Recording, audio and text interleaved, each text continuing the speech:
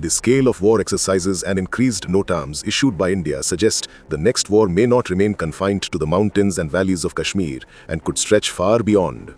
In its ongoing Tri-Services Exercise Trishul, India has rehearsed joint air-land maneuvers, long-range logistics, and integrated ISR capabilities Pakistan, constrained by a tighter defense budget, cannot match and therefore prefers to avoid an attritional desert contest where India's mobilized formations and depot network hold the edge.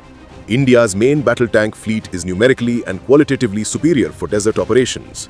The indigenously upgraded T-90 Bhishma and the Arjun Mk-1A bring a mix of survivability, firepower, and desert-tailored engineering.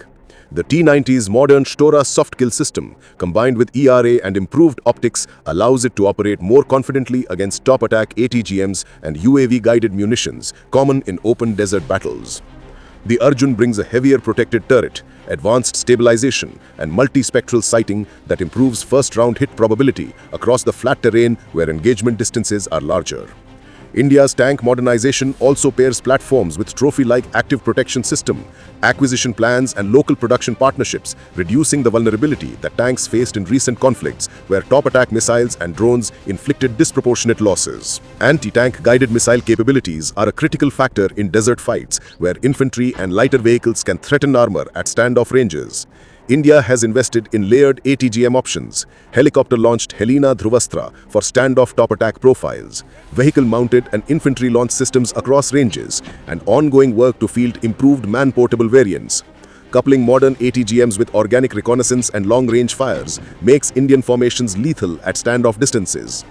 Pakistan fields capable ATGMs, but India's combination of helicopter-launched fire-and-forget missiles, improving man-portable stocks, and integration with surveillance assets gives Indian commanders more flexibility to engage and to counter-ambush in the open desert.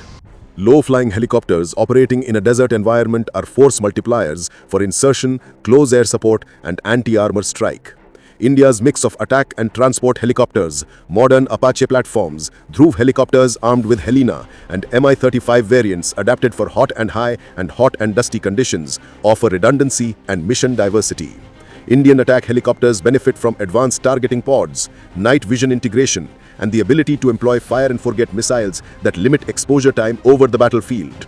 Pakistan's rotary wing modernization narrows the gap, but India's greater fleet size, access to diverse missile families, and an expanding doctrine for integrated helicopter-borne anti-armor corridors provide operational depth. Logistics and sustainment capabilities also tilt the balance decisively in desert warfare.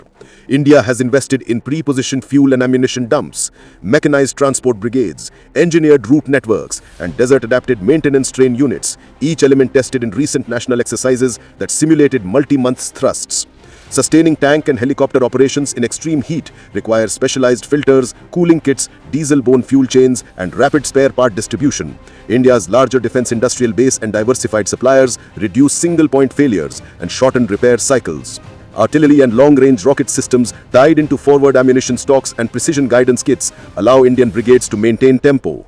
Masked fires at range can disrupt Pakistan's assembly areas before mechanized units close, and the scale of pre-positioning underwrites repeated strikes without immediate resupply from rear bases. India's force multipliers in the theater extend to integrated air defense, ballistic and cruise missile forces, and hardened C-4 ISR nodes that complicate adversary action.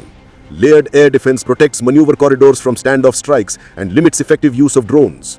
Theater ballistic and cruise strike options raise the cost of massed formations or rear area hubs. Command and control resilience, hardened nodes, redundant satellite links, and EW-hardened data links maintain the sensor-to-shooter loop under contest. Continuous desert training has also professionalized engineer units for minefield emplacement, route clearance, and rapid bridging, all decisive in shaping where and how armor can maneuver across sandy plains.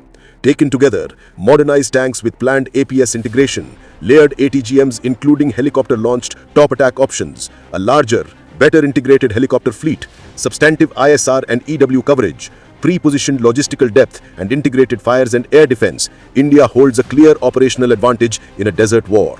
Pakistan retains asymmetric tools and capable formations, optimized for limited-scale, high-intensity actions, but its constrained budget, fewer large-scale rehearsal opportunities, and shallower sustainment infrastructure mean a prolonged conventional desert campaign would favor India's ability to sustain tempo, control engagement geometry, and impose disproportionate attrition on opposing formations.